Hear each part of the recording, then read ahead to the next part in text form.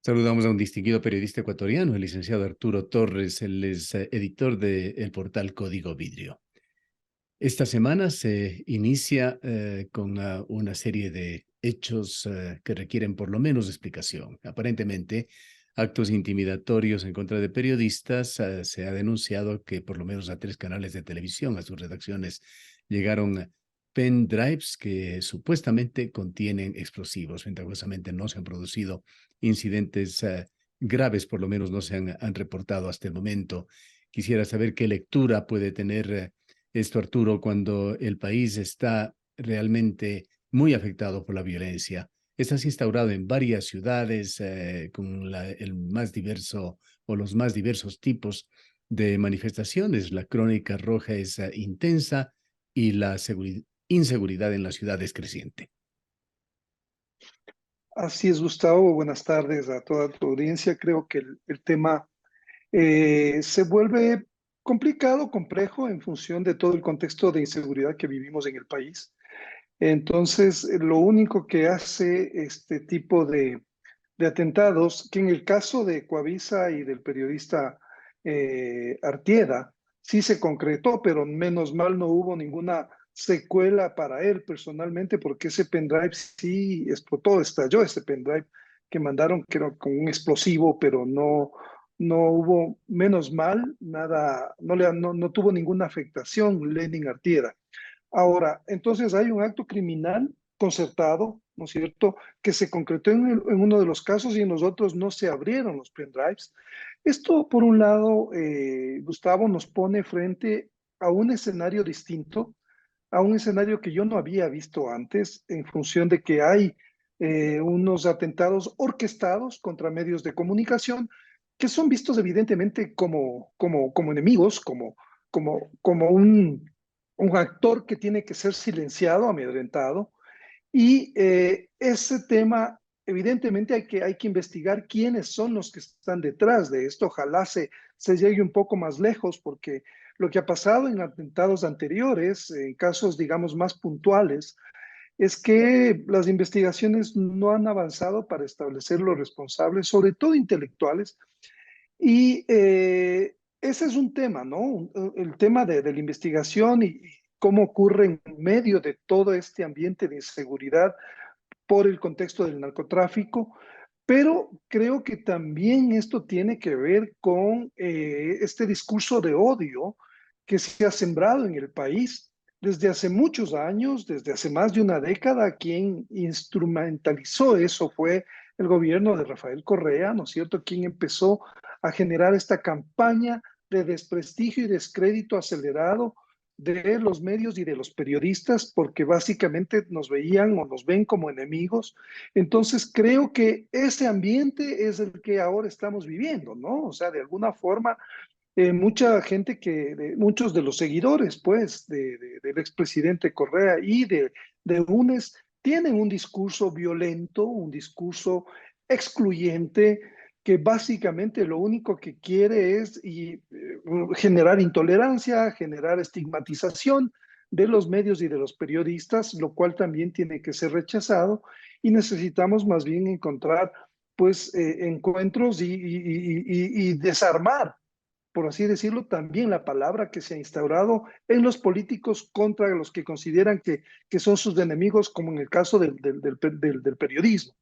Eso por un lado, y por otro creo que también esto da como para reflexionar sobre lo riesgoso que es este oficio y que ya se necesitan aplicar protocolos de seguridad. Ya no Tras el estamos en asesinato el... de los periodistas del comercio, se habló mucho sobre esto, sobre la necesidad de medidas, normas, incluso una ley de protección para los periodistas. Así es. Lastimosamente yo no veo que exista una voluntad, ni se han tomado las medidas en general de lo que he podido yo constatar.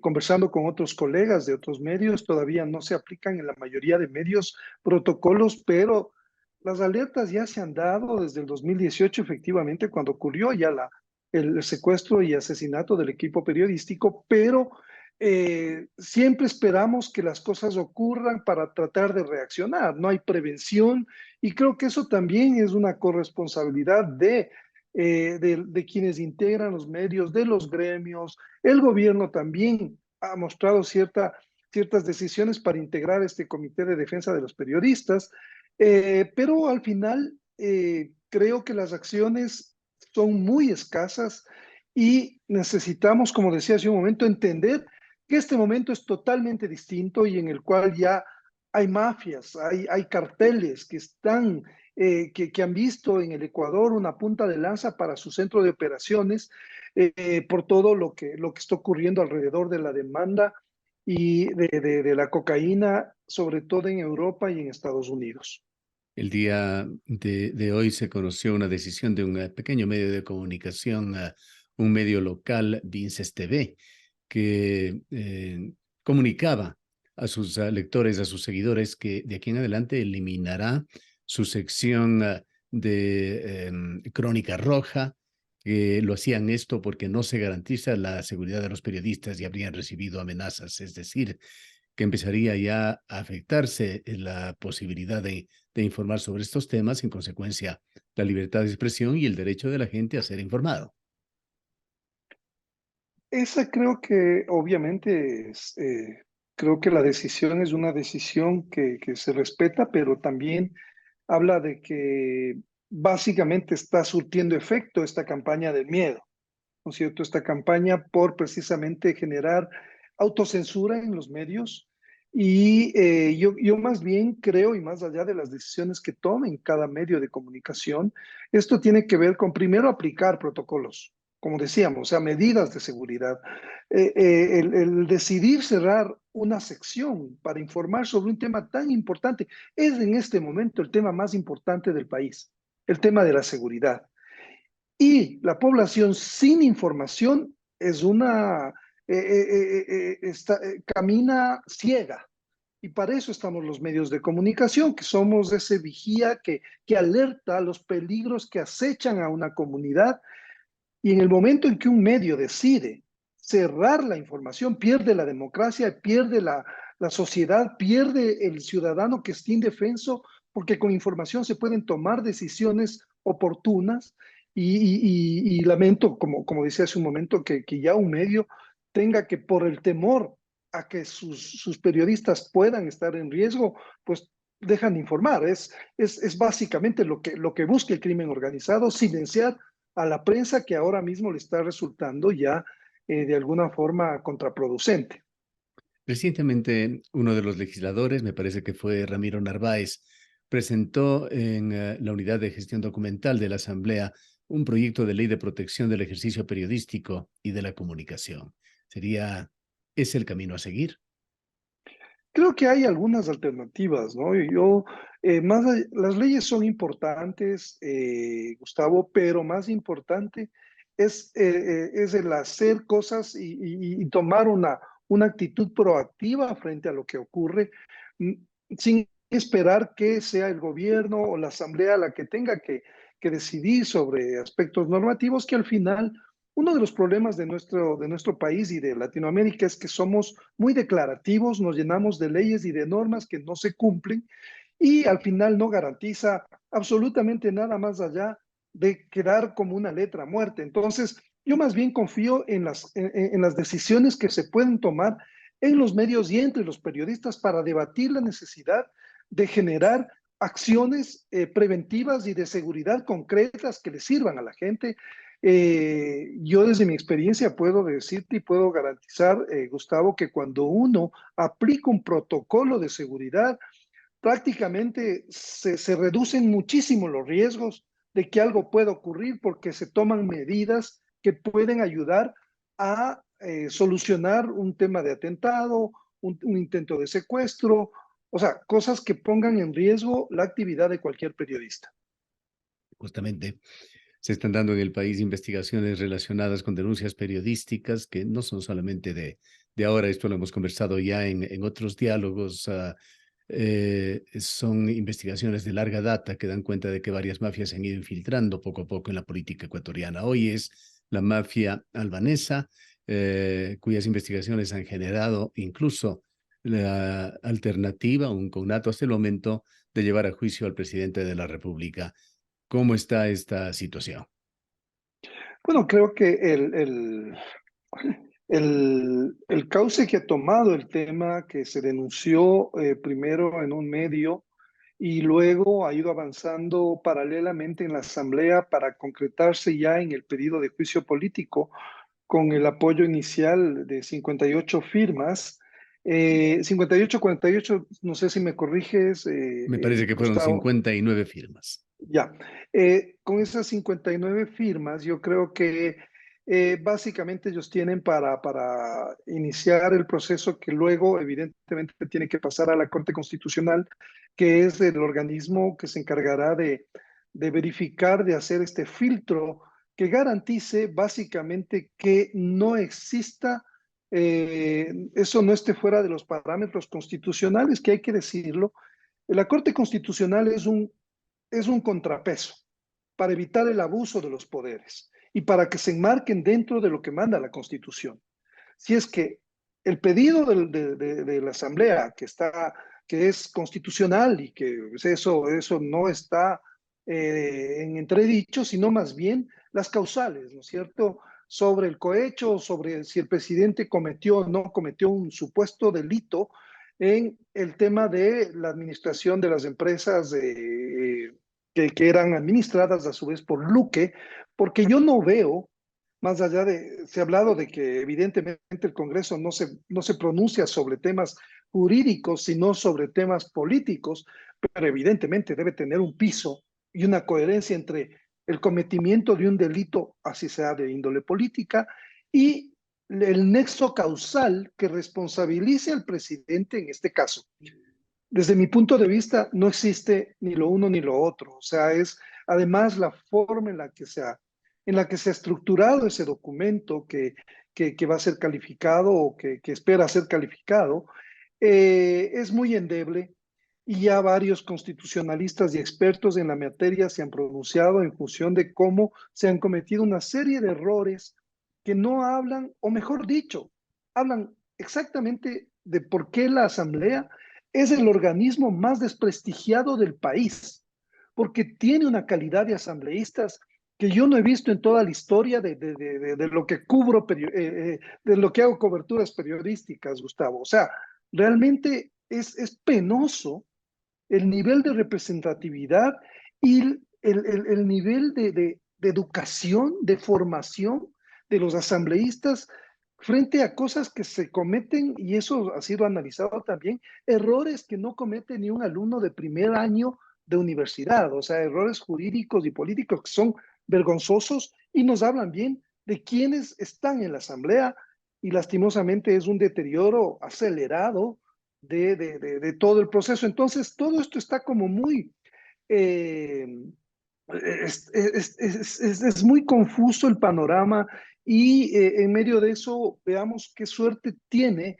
Yo confío en que la Corte Constitucional, que en general está integrada por magistrados que son y magistradas que son probos, dará un fallo que sea bastante bien sustentado, sea que aprueben o no aprueben la posibilidad de que la Asamblea enjuicie al presidente de la República. Sí, hay inquietud con respecto a esto. Hay prestigiosos periodistas como Cristian Zurita, quien asevera que el presidente conoció y no actuó o actuó indebidamente, incluso con este tema de la investigación León de Troya. Él cree que el presidente debería renunciar. Y hay también relacionado con este periodista, Fernando Villavicencio, que hoy es legislador, conjuntamente con Sofía Sánchez, Ricardo Vanegas, agrupados en el Frente Parlamentario, coinciden en que el presidente conoció, pero señalan que el juicio no va por la serie, por la cantidad de errores cometidos. Queda entonces la inquietud de qué es lo que se decidirá en esta tarde en el Consejo de Administración Legislativa. Sí, me parece que, a ver, el tema de si es que el presidente conoció, ¿es este un delito o no es un delito? Yo creo que causalmente no se ha podido encasillar eso en el cometimiento de un delito. Vean, yo recuerdo el caso, y cabe bien lo del presidente Trump, expresidente Trump. Él fue llevado a juicio político, al impeachment en Estados Unidos, y habían abundantes pruebas sobre lo que fue su participación para beneficiar a actividades en contra del Partido Demócrata, y ahora mismo está enfrentando también varios procesos más, una vez que ya dejó de ser presidente. La Cámara no lo encontró culpable, pese a que habían muchas más evidencias de las que nosotros tenemos acá en el caso del presidente Lasso, porque el juicio político tiene que ser debidamente sustentado, argumentado, que exista una solidez en las pruebas. Y en eso creo que obviamente es una democracia mucho más madura, y los congresistas se esfuerzan, digamos, por eh, llenarse de pruebas y de argumentos que puedan realmente justificar, porque el presidente, en el caso de Estados Unidos, está muy protegido por una serie de razones que tienen que ver con que es la primera autoridad del Estado. Entonces, en nuestro caso, extrapolando el tema, creo que yo no veo argumentos suficientes que estén encausados o tipificados que realmente prueben que el presidente cometió un delito en el caso León de Troya. Lo que sabemos y lo que se ha aceptado, lo que más un poco ya las pruebas son abundantes, es que él conoció del caso, sí, conoció del caso. Ese es un delito político, no está encausado como tal. Entonces, otra cosa es que yo en este caso veo que, por ejemplo, quien tenía la decisión de cerrar la investigación fue la Fiscalía del Estado. La Fiscalía es la que encabeza la investigación, y en este caso se vio que fue una decisión apresurada. La investigación no tuvo el curso normal que debía tomar para poder, porque en estos casos generalmente lo que demora una investigación de este tipo para llegar a establecer conexiones y con un hecho, por ejemplo, de envío de drogas o operaciones de lavado de dinero, generalmente pasan siquiera 2 años, toman este tipo de investigaciones. Entonces, esta investigación duró, ¿qué? Unos 8 meses, e intempestivamente fue cerrada. Eso es así, y eso evidentemente le ha causado un gran problema, porque vemos que hubo interferencia de la policía que se enteró. Este es un tema de fondo también, Gustavo. ¿Cómo es que los policías se enteran de las investigaciones y pueden intervenir y pueden decirles a sus subalternos que paren, que paren? No, o sea, este es un problema de fondo. ¿Por qué? Porque evidencia que la fiscalía está dependiendo demasiado de la policía, que no es un organismo autónomo, y los que están investigando los casos le están reportando a sus jefes. Y eso es también, desde mi punto de vista, ilegal, ¿no es cierto? O sea, se está rompiendo el tema de la reserva de una indagación por este lado de los oficiales que llegan a conocer. Pero por otro, lo que decía la fiscalía, también conocía absolutamente todo. ¿Y por qué simultáneamente decide cerrar la investigación? ¿Quién dirige la investigación? O sea, ahí yo creo que se ha pasado, ¿no es cierto?, lateralmente el papel de la fiscalía en este caso. Particularmente yo creo que la entidad que tiene la mayor carga de responsabilidad en esa investigación es la fiscalía. Ellos son los que tenían que decidir si cierran o no, si buscan más elementos. No podían solamente a base de lo que los policías decían, ¿sabe qué? Ya no encontramos más. No, pues, o sea, si a mí me dicen no encontramos más, yo les diría, con mi corto conocimiento en este caso, a ver, busquemos una cooperación internacional. Pues, ¿quiénes son estas personas que están involucradas del albanés? Busquemos los antecedentes. O sea, había un sinnúmero de cabos que atar todavía, Gustavo, en esa investigación, y sin embargo vemos un papel pobre, muy pobre de la investigación, y todo esto, repito, pasó, y tenía que ser mejor conducida la investigación por el fiscal del caso.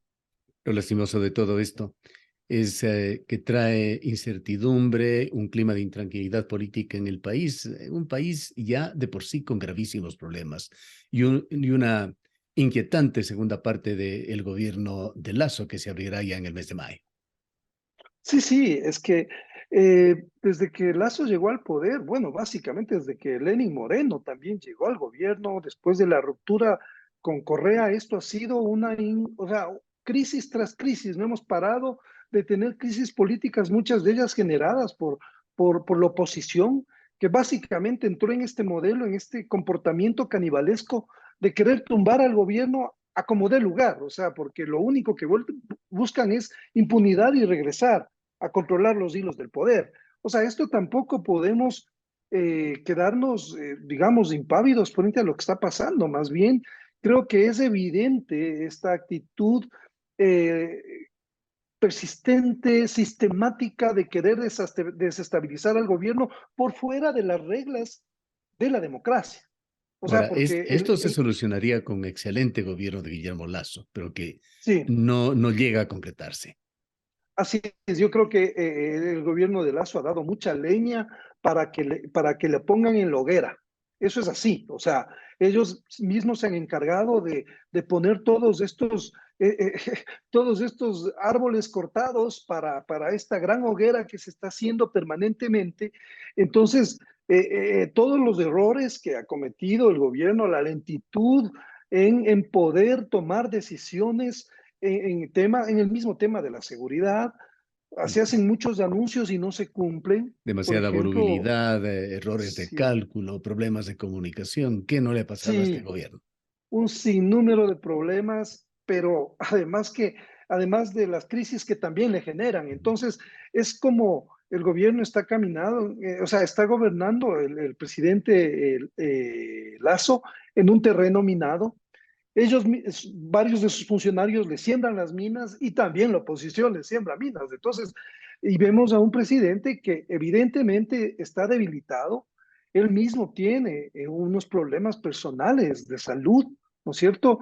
Y sin embargo, también hay que destacar lo que ha pasado estos últimos días, que creo que es importante y creo que es lo que la gente quiere, que el presidente, a pesar de su problema de salud, de su problema de movilidad, está al frente del problema del terremoto que acaba de ocurrir el fin de semana. Eso es lo que queremos, que hay un presidente comprometido, que esté un presidente que esté en el terreno y que no delegue Sí, demasiado las que cosas a exhiba sus liderazgo. subalternos. Así es. Sí, Muchas gracias, exactamente. Arturo, por habernos acompañado. Gustavo, gracias a ti. Un fuerte abrazo. Declaraciones del licenciado Arturo Torres, editor del portal Código Vidrio.